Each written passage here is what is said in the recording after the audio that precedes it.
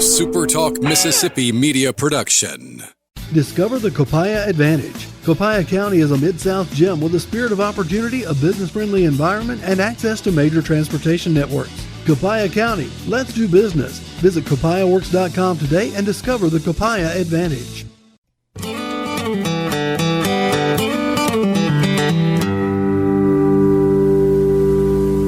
This episode of Mississippi Magic is titled Wally Isms. But before we unfold another amazing Mississippian story, a little sidebar here. The feedback on our podcast has been nothing less than amazing, and we thank you. I have noticed that boomers say thanks for the memories, and millennials say, I've never heard about that person or story. And to them I say, precisely. That's the point. But now you do know the story of yet another fellow Mississippian. We'll add to that list with this week's episode of Mississippi Magic titled Wally Isms. Mississippi Magic made possible by our good friends at Divinity Equipment. First, let me mention this.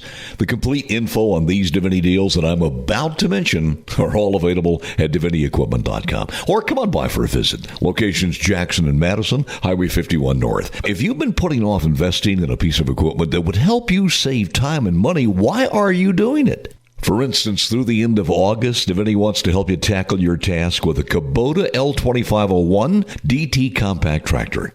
Comes with all the easy-to-use implements you're going to need. You ready for this? As low as $139 a month with zero APR financing. If the task is a bit under pasture size but still daunting, through the end of August, also the Kubota Z100 zero turn more, special financing as low as $83 per month. There you go. No better time nor place. Divinity deals come with award-winning customer service, so come make a little Mississippi magic happen on your land. With the help of Divinity Equipment, Jackson, Highway 51 North in Madison.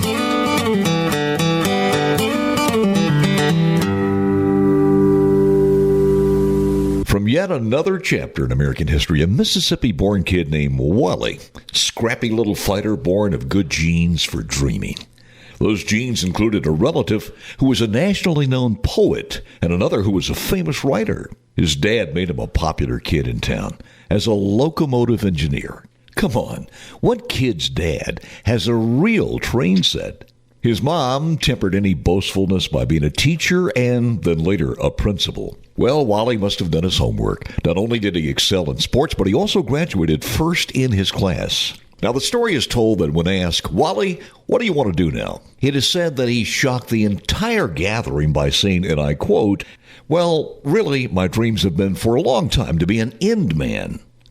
The crowd was so taken aback because they figured Wally would be a natural for college sports. By the way, if you're wondering, like I was, why they were caught so off guard and what an end man was, it's the lead comedian in a minstrel show. He apparently caught that bug in a couple of acts performed in a high school play. So the kid born in Mississippi was ready to take on the country at a time in history when our country was sandwiched in between the struggles of the Civil War and civil rights. Little did he know that struggle of humanity would go down in history as his most personal confession about one single decision that would determine his life, his livelihood, and his legacy. More on that a bit later. At 21, Wally changed his plans, not his dreams, to follow in his mom's profession and become a teacher. He enrolled at the University of Florida. All the while, the Mississippi-born youngster was restless for something that just felt right. And it happened at college one day, at least he thought it did, when one of his friends asked him to come to the university radio station and read a boring research paper on the air. Now, it's important to pause here and tell you how he got that request. You see, Wally's dad, the locomotive engineer, he wasn't an educated man, but he was an incredible storyteller. And Wally was a chip off the old block. So the friend thought naturally he would be outstanding for the part. When he heard the request, it was like God speaking to Moses. Here's what Wally said, and I quote, "Then came the great turning point of my life. I know that Satan took Christ up on a mountain and showed him the world and said, 'If you bow down to me, I'll give you all.' Christ wasn't tempted, but I was." End quote. He did. The paper was called, you ready for this? And I quote again, "Aspects of Bovine Obstetrics." End quote.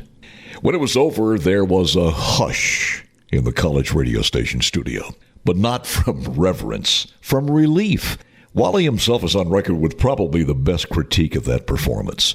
He said it was, and again I quote, undoubtedly the worst broadcast ever perpetrated on an innocent and unsuspecting radio audience. End quote. Well, management agreed with him, and they pulled him off the program. The only good news here was Wally had just gotten married, so he could go home and cry on a soft shoulder. His future went from in-man to comedian to teacher to radio, and now what? His new bride pointed out that at least he had a job at the station, and that's when a little Mississippi magic dust was sprinkled on Wally's dreams. You see, as a former outstanding high school football player, he went to a few practices, made friends with the coaches, learning the insides and outs, and found that passion that had just been waiting to be welcomed in. Wally went to his boss at the radio station with a huge request. He told the station manager what he'd been doing, which, by the way, included practicing play-by-play broadcasting every waking hour, and please, would he just give him another chance? Just so happened that help was needed, and Wally got another chance. From that college experience, behind the microphone, bringing the game alive to an extended audience, this felt right. So with that Mississippi determination, Wally hopped on a multitude of buses to just about every major city, looking for a full-time gig in football or baseball broadcasting. Unfortunately, jobs of any kind came few and far between during those hard days. But with that Mississippi work ethic, Wally stuck it out. His locomotive engineer dad had taught him if he stayed on track with hard work and determination, he would arrive at his destination.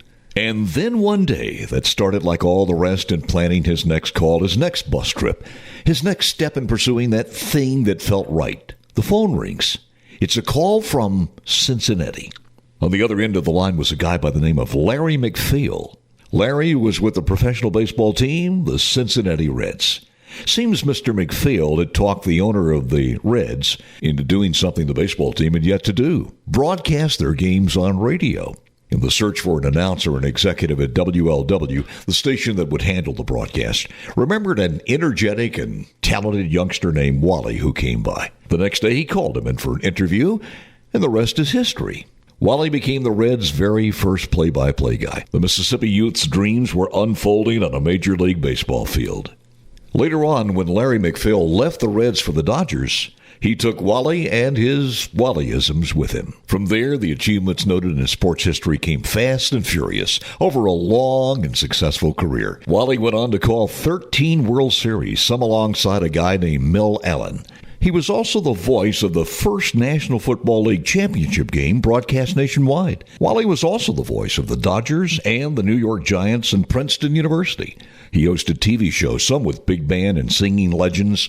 He was director of sports for CBS, a PBS series, and so much more. And years later, when he looked back on that career, there was a defining moment when it could have all changed in the blink of an eye. And his downfall could have been recorded as a dark moment not only for Wally and his family, but also for the state of his birth, Mississippi.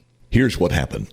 It was during the war. The GM of the Dodgers was the famous Branch Rickey. He called Wally to his office and he told him that he'd just done something that would be headline news by tomorrow and could shake up the entire country, the sport of baseball, and the team. He just signed a guy by the name of Jackie Robinson. You see, Branch understood the gravity of the moment, especially considering Wally's southern roots. It was a defining moment in sports history, so Branch Rickey gave Wally the news and plenty of time for him to find another job, but only if breaking the color barrier and being the play-by-play guy in this historic game was going to be a personal problem. And that's where, in that moment, Wally's world could be changed forever with one simple decision.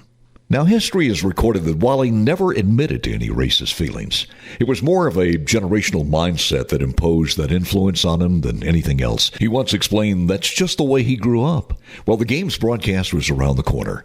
Branch Rickey, the Dodgers, and a nationwide fan base were all waiting for that first pitch. The ticks on the clock were down to the final few. It was almost time for Wally to either suit up or move on. Then it came. After many restless hours, Walter, to his wife, announced to her that he had made up his mind.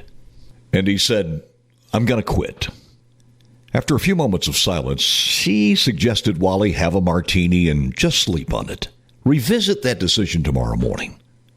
And that he did.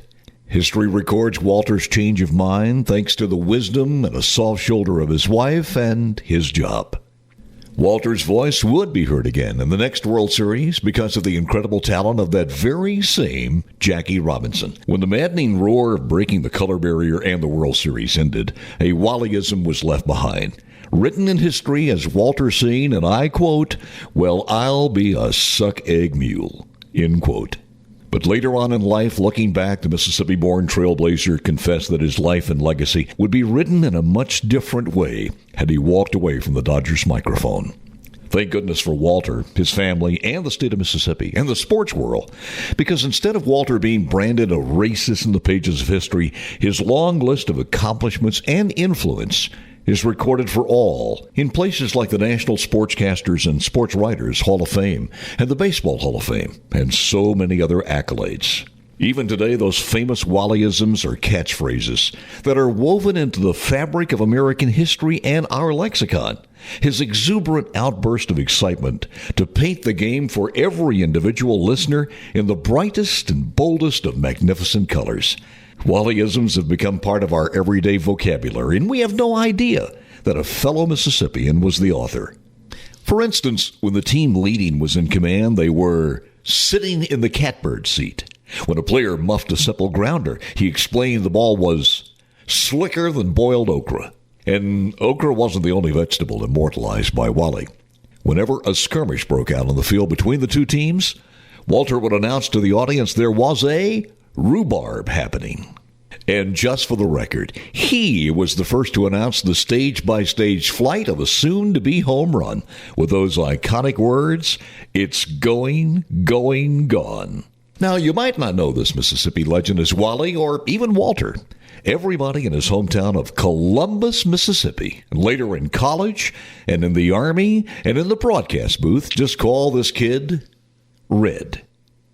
That's right, the red-headed kid from Columbus, Mississippi, Walter Lanier Red Barber. Gillette presents the World Series. Today we bring you the second game between the New York Yankees and the St. Louis Cardinals from Sportsman's Park in St. Louis. And this is Red Barber speaking over the Mutual Network, the Canadian Broadcasting Corporation, plus shortwave outlets which carry this presentation to our armed forces throughout the world. Musial fouls out to Buddy Hassett. Bonham gives the Rosenbach bit of a touch, holding the ball in his gloved hand, wipes his pitching hand off across the letters. Standing sideways on the hill looking in for the sign. Jimmy Brown moves off second, Moore wide lead off first.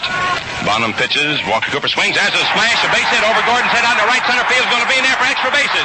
Coming in to score is Jimmy Brown. Terry Moore rounding third coming in. Going into second, standing up Walker Cooper with a double, and the Cardinals lead 2-0. DiMaggio steps in. Cardinals young right-hander into the windup.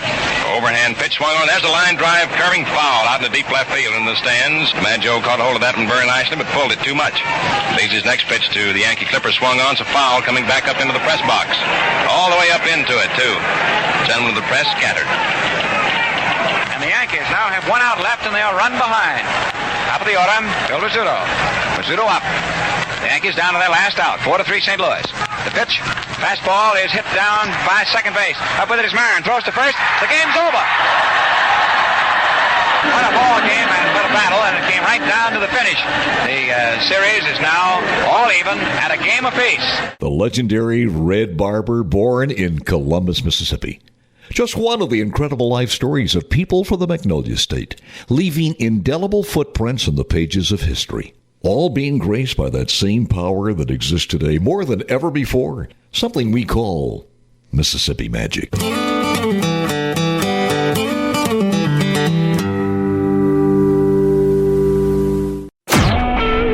Supertalk Mississippi media production.